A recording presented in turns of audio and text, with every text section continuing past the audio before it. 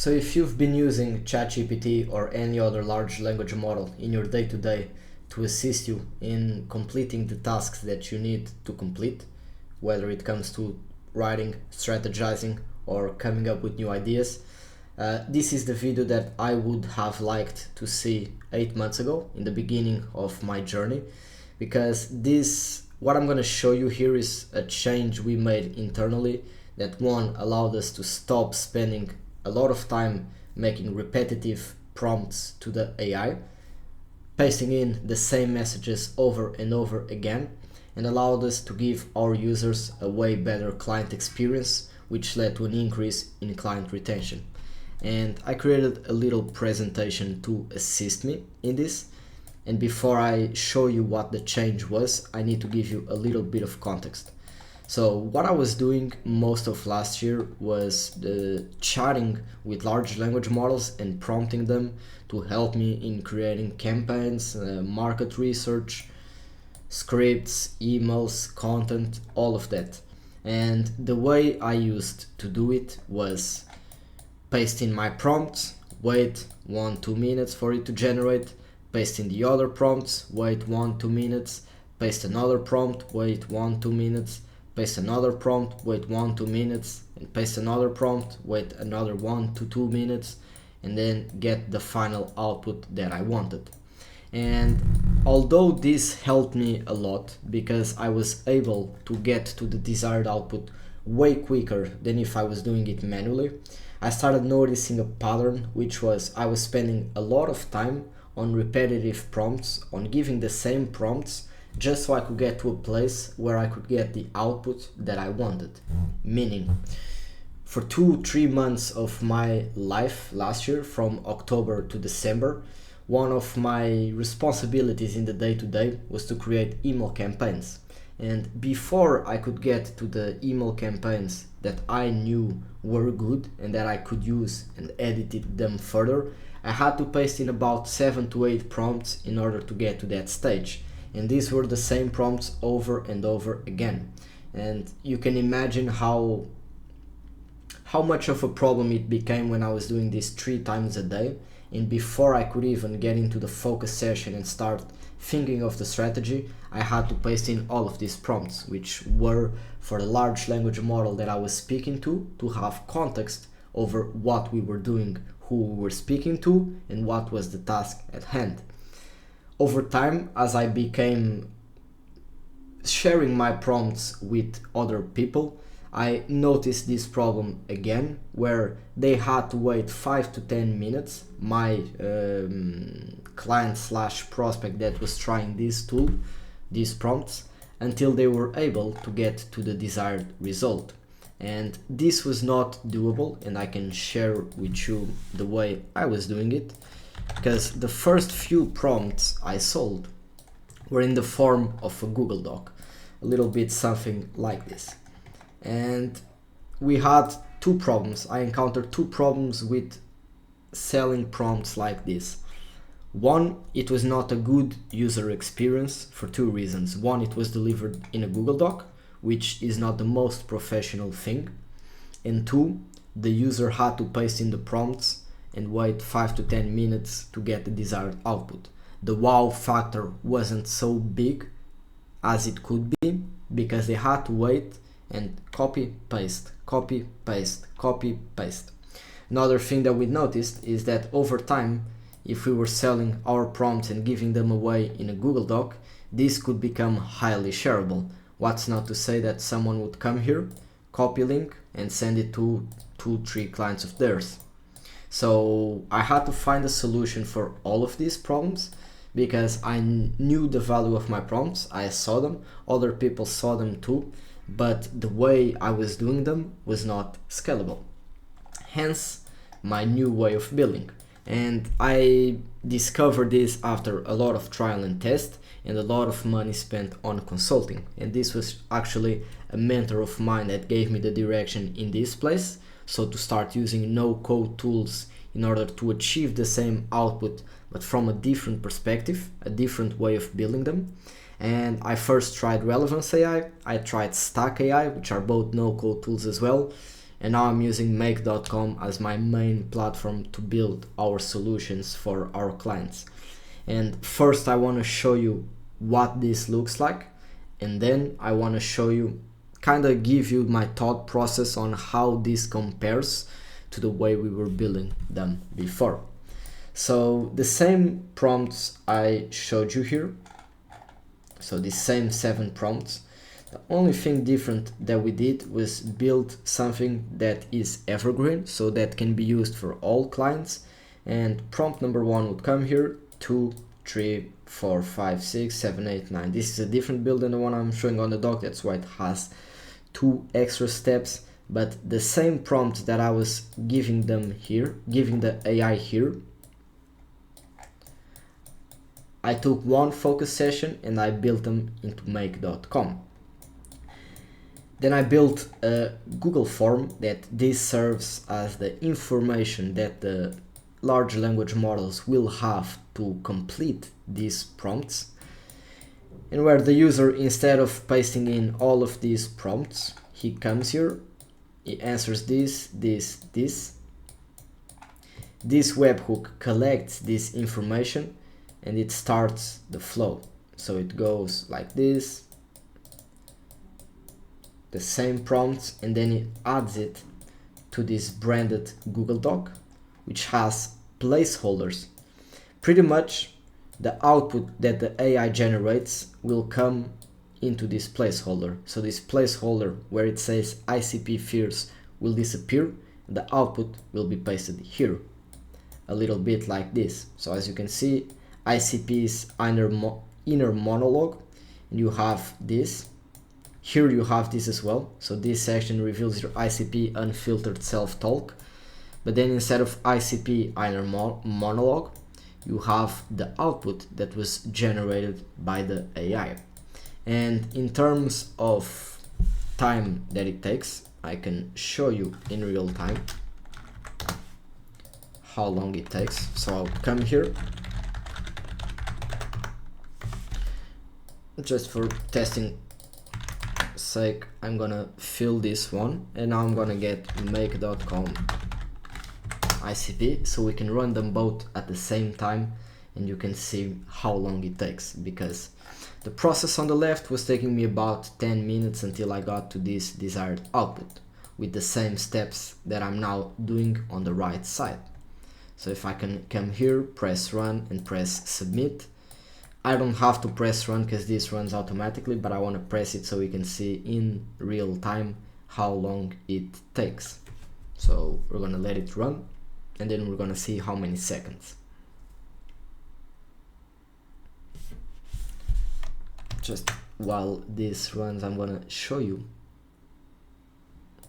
so we don't sit here in a long silence. It takes about 1 to 2 minutes. Pretty much it's gonna go from this large language model. This is gonna add to the, I'm gonna show you the fill in the blank doc as well.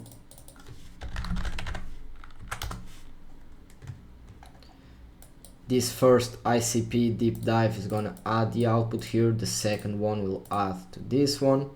The third will go here, the fourth will go here, the fifth will go here, the sixth will go here, so on, so on, so on. You can see that the first one is the one that takes the longest, and then it runs. And now I want to show you the final document once we have it, which should be 15 more seconds approximately. So let's wait, because as you know, my videos have no cuts, at least not from now. Because if you have a short attention span, there's no purpose in you seeing this, because you won't do it. But this is for people that have long attention spans, are looking for a better way to work with AI, let's say a more effective way to work with AI. As you can see, this Google Doc will be generated, and what we will have is the outputs added here. So I can show you what this build looks like. Pretty much this is something that I built when I was doing those B2B campaigns that I shared with you at the beginning. And I started thinking for myself, okay, when, and at what time in the day do I think about my pressing issues? Mainly when I'm going to sleep, when I'm speaking with my friends, when I'm driving in silent, / when I'm meeting with my team. So this is what this document is. The first two is just so that the AI is clear on who we're speaking about. And you will have one that will give you the inner monologue of the ICP that you pasted here. Keep in mind, in this case, it was a 23-year-old agency owner. How would he express his fears, his objections, his problems at this moment before going to sleep? And you can see kind of how the output looks like. Then him confiding it with a friend. If you want to pause, I'm not going to read any of it because I did a video on this. The friend offering a solution, the ICP's objections, then the ICP driving home after that call, the ICP talking about the solution with his CMO, CFO, COO, and then their objections. And then we will have a list of all the objections, the actual quotes that the ICP said during those meetings. So this is with this one is related to inner monologue and the talks with the friends. This one is with the CFO and CMO. But now let's go back to our Miro so I can explain the differences between one and the other. Okay, so the biggest difference is the fact that my prompts are protected, and this is very important. So I can provide the same output to someone that I usually would do if I was doing it manually on ChatGPT or on Claude AI, but without the other person seeing the actual prompts, because that's where my value as a company lies on, the prompts. The second thing, in my opinion, it gives more of a wow factor when you fill in 2 inputs on a Google form and then you get this document that I showed you. Then if you were pasting first prompt, the second prompt, the third prompt, fourth, fifth, sixth, and then had the output like this. Third thing, in terms of presentation, because I try to make YouTube videos about this, I can tell you it's way harder to make presentations and explain to your clients, prospects, people that are interested in AI, this right here. So you're doing copy paste, copy paste, copy paste, instead of showing this, which is you have data entry, data exit, and then this is where the value comes in. So the what is done with the information that comes in. Another one is I can add as many steps as I want to this, and I can make this automation as big as possible. So this is just market research, but if you have seen other videos in this channel, you know I have builds. Let me put some magenta. I have some builds for email copywriting, for sales letters, for lead magnets, for YouTube videos, for short form videos, for coming up with content ideas, for repurposing content. If I wanted to, I could extend this build, so a little bit like this. And I can put it in as many prompts, as many steps here as I wanted to, and the time for them to run would be significantly lower, because as you saw here, this took about, let's say 2 minutes. It wasn't 2 minutes, it was about 1.5 minutes. Let's say it took 2 minutes. This one would take me 10 minutes. So if I wanted to add 10 more steps, this would take me 20 minutes, and this would take me 4 minutes. So not only is it better from a client's perspective, and I almost fell on my desk, if you want to clip that for a couple of months from now, but not only is this faster to run, it's also it gives a better user experience, because the user doesn't have to be there copying, pasting. And this was the change that internally we made about 3 months ago, so in March if I'm not mistaken, that really started to make some changes internally at our company. Because one, in negotiation it was way easier for the client to see the value of what he would get. Two, it protected us as well from the clients that don't have a ChatGPT account or don't have a Claude AI account and just want the output. So you don't need a ChatGPT account in order to do this. If you are the user, if you are the person building, of course you need it, and you need the API. And fourth, it started, I don't know if it's third or fourth, I don't remember how many arguments I've used so far, but we started seeing a way higher retention rate on the clients that we closed, purely because of the easiness to use this system on the right compared to this system on the left. So I want to make this video, I don't know how relevant it will be to you watching, but when I figured this out 3 months ago, it literally changed a lot in my business. Started making it way easier and way more fulfilling to work, let's say, because I actually started seeing results. And I don't know a lot of people that monetized AI prompts like this before. Like this, no one has monetized them, but I don't know many people that monetized prompts before. So I wanted to show you kind of the way that I'm monetizing them, that I'm building them, and that I'm protecting myself long term.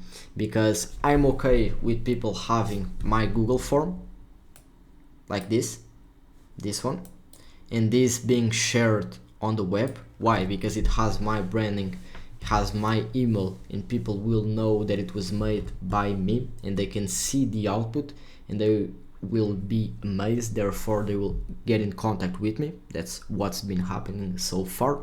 Not guessing, I'm giving you my experience, instead of having a document circle around that then you can make changes to it, and it's like the phone game.